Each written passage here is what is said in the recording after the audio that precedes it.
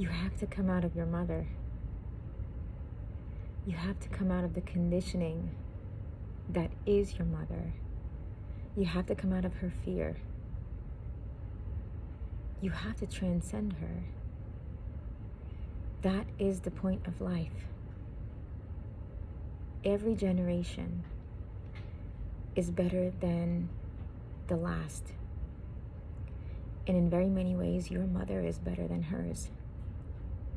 But you have come to a point now where you are able to fully break out of your mother, as in become fully aware of the ways in which you are her. And it will be the ways in which you specifically fear her, fear that you're carrying, her beliefs that are rooted in fear that you're carrying, her conditioning that has become a part of you. You have to transcend your mother. Some people ask me who I am. And sometimes I say, someone my mother could have been. And maybe my mother says that about her mother as well. The difference is, you've come to a point in your life now where you can become aware of yourself in a way that your mother was never did about herself. You have been given this power, and this is the power of the world that we live in today. This is the power of the information that is being spread today, of this knowledge, this information, of consciously awakening to the truth of you, to remembering who you are in this vessel, unconditioned by even your mother. This is the deepest rooted conditioning that we will face in this lifetime, because everybody else's grip over us will seem at least a hair lighter, but not our mother. Her conditioning has been rooted deep in us, the deepest. And so our work with her, our work with our mother, even if she is not in our life, or no longer in our life, or currently not in our life, we carry her in ways that we are not even aware of. And if you're watching this video, you know exactly what I'm talking about, and you know that it's either been your time and you've been working through this journey, or somewhere in you, you know that it's your time now to come out of your mother. And it's just ironic, right? Physically, we came out of her. Now, emotionally, mentally, intellectually, and spiritually, we must come out. Many of you listening to this have had the deepest traumas that were sourced in your mother. You literally came out of her canal and you were traumatized right from the get-go. You grew up with trauma. Your mother inflicted significant trauma on you. And maybe you're only aware of the big events, but there's trillions of moments in between that you have been carrying. And so you're going to sit in this period of your life. You're going to invite those moments to be looked at, to be seen by you, to be acknowledged by you, by your heart. Not your mind that has been telling a story about them, and that has been telling a story about your mom continuously since you were a child. That narrator, that storyteller. And we all know who I'm talking about. The one that's vigilant about her every move, her every behavior. You've got to come out of her. Like, literally come out. as in no longer be affected by her, no longer be bothered by her. You have to transcend your mother. If for so long you have been no contact with her, or minimal contact, not living with her, not able to really be around her, transcending her would mean that you can be with her again. You can even live with her and no longer be triggered by her.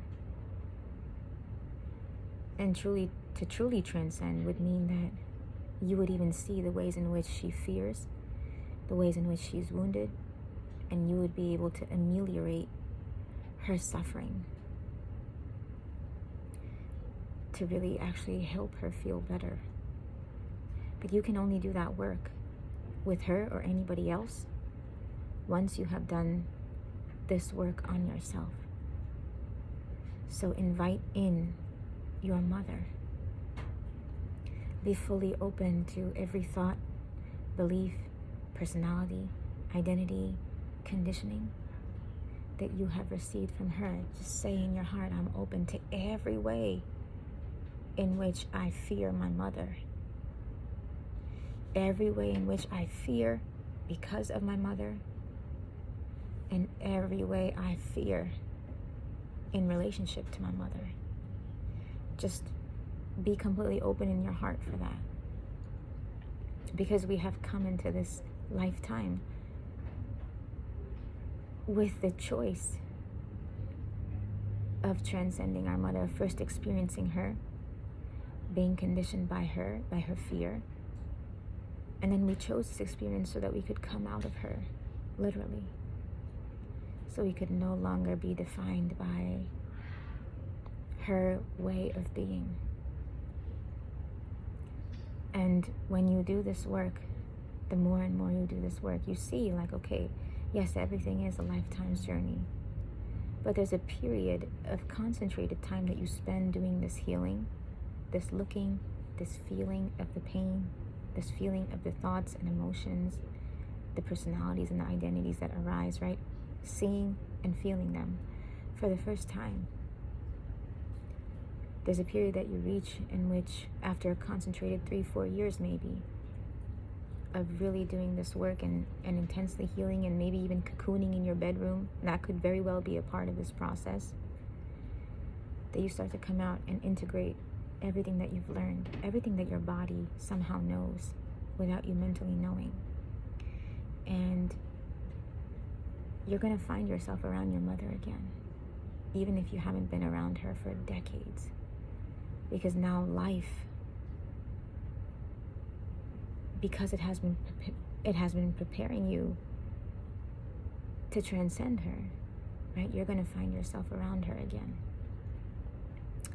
And at first, there are still going to be triggers, but you're going to notice that you're able to be around her maybe for the first time when you were never able to be around her before.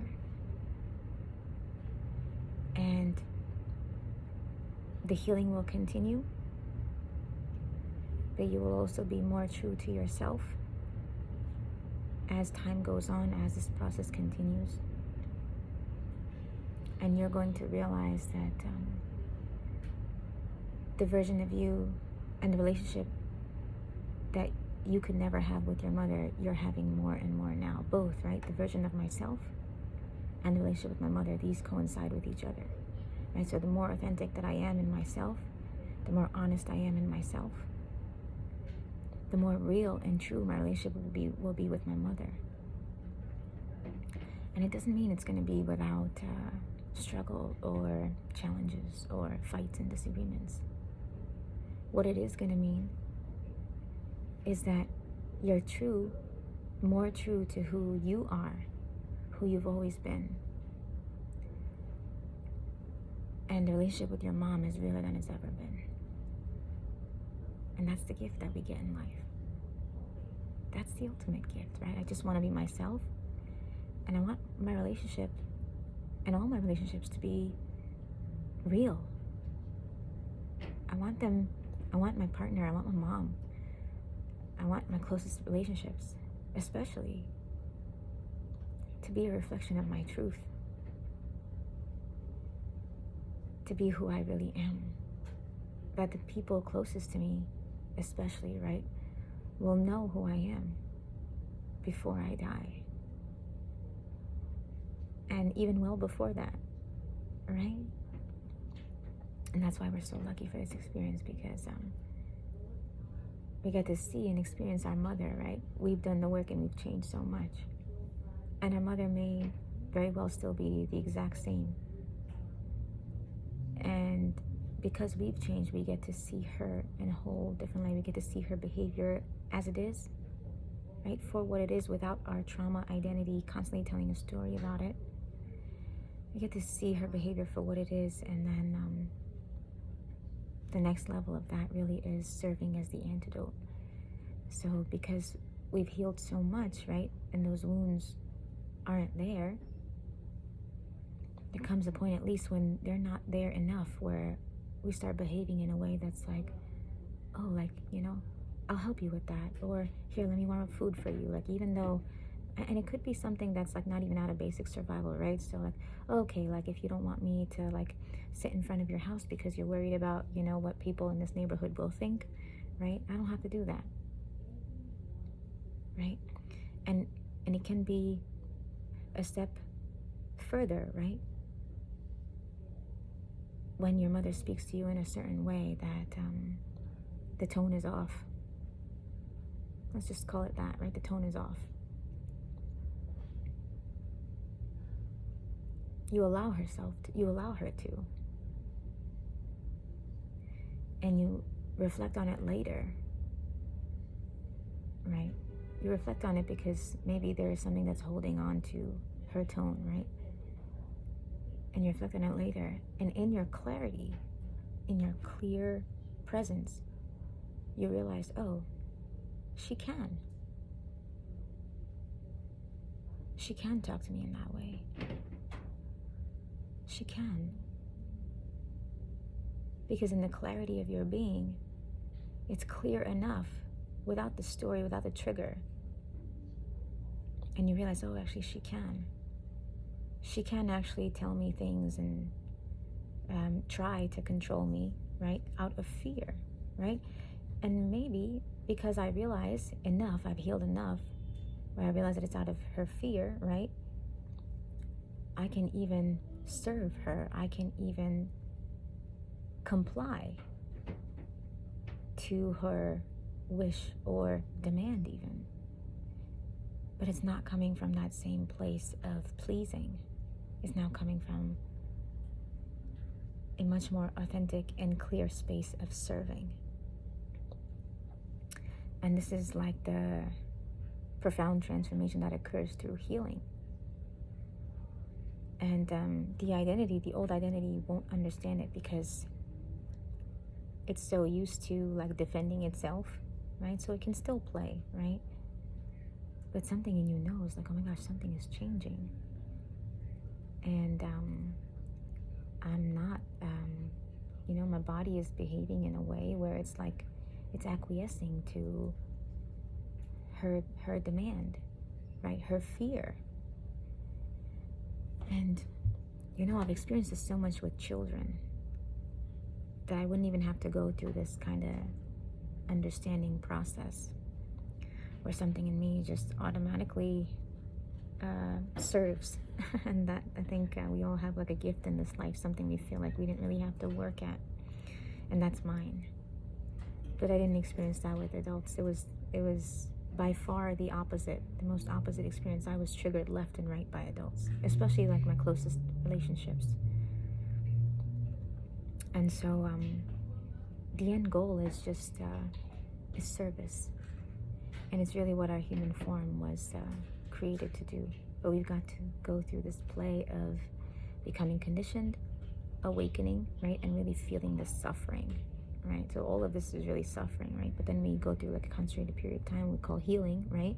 Where we actually feel the suffering, we endure it, right? So it's not psychological anymore. It's not psychological rumination, the movie that's playing here 24/7.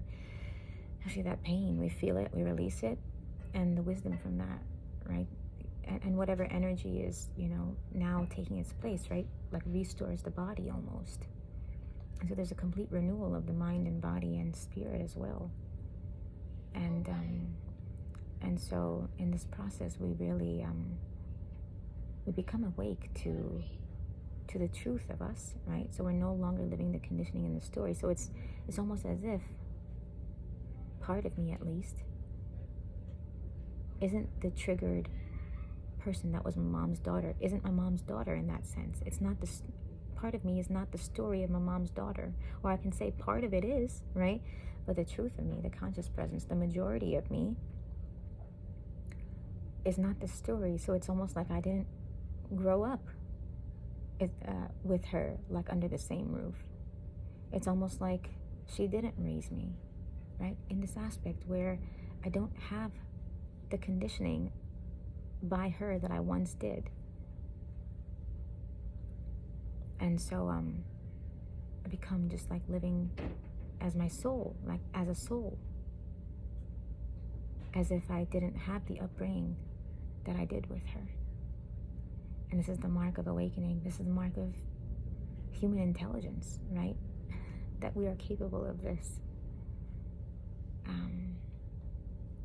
It really is. It truly is the mark of growth. It's life coming full circle.